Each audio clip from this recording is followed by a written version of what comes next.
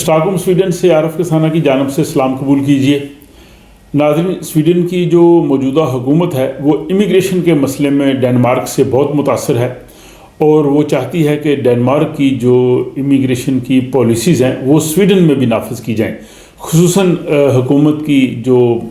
اتحادی جماعت ہے SD سویڈش ڈیموکریٹس، جو کہ اینٹی امیگرینٹس ہیں، جو چاہتے ہیں کہ کم سے کم غیر ملکی آئیں،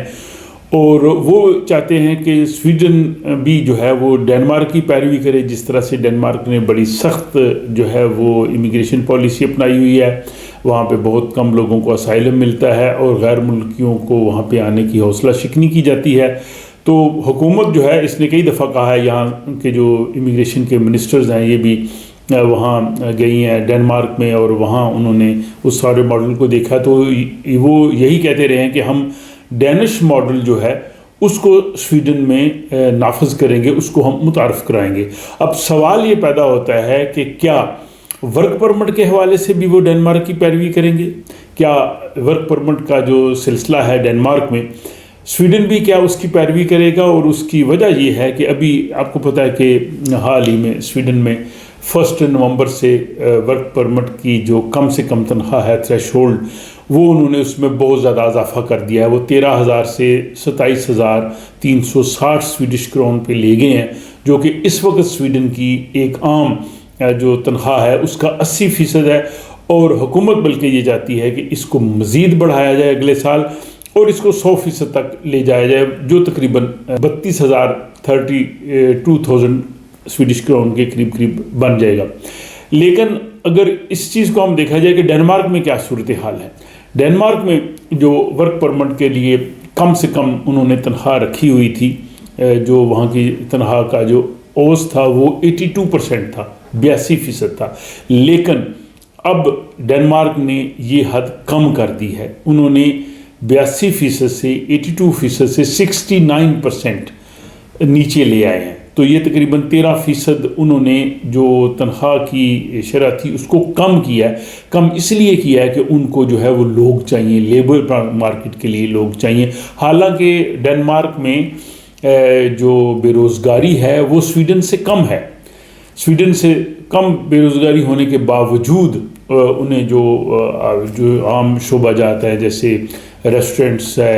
کا کام ہے، ایگریکلچر کا کام ہے، کلیننگ کا کام ہے، اور بہت سے کام ہیں، تو اس کے لیے انہوں نے اب یہ کوشش کی ہے کہ لوگ جو ہے وہ آ سکیں، کیونکہ وہاں پہ لوگ نہیں ہیں۔ تو یہ تھریش ہولڈ جو تھا 82% سے وہ 69% تک کم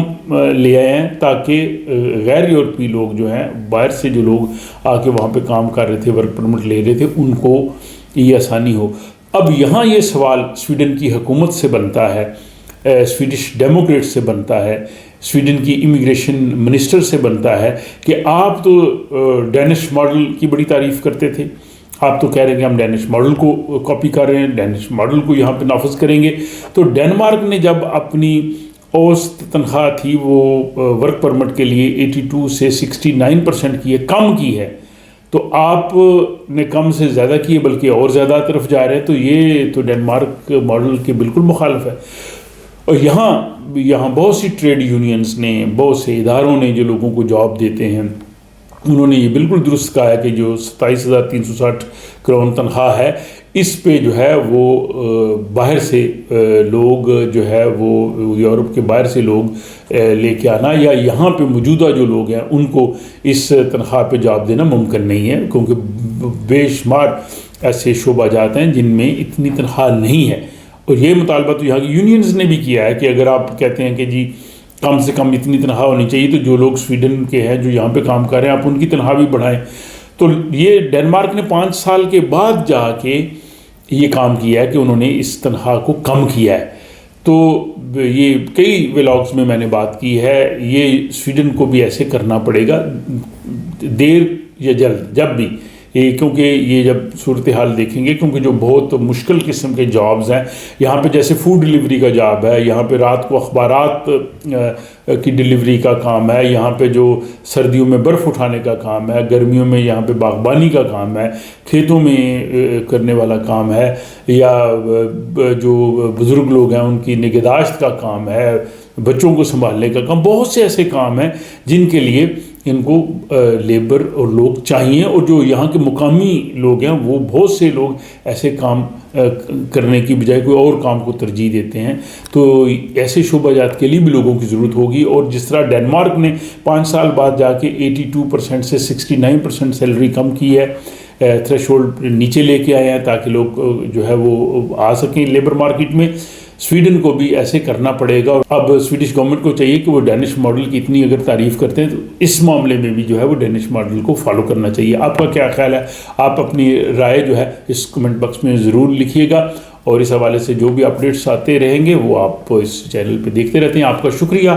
आप सराहते हैं, कमेंट्स करते हैं, दूसरों से शेयर करते हैं, लाइक करते हैं। अपना ख्याल रखिएगा और मिलते हैं किसी अगले व्लॉग में।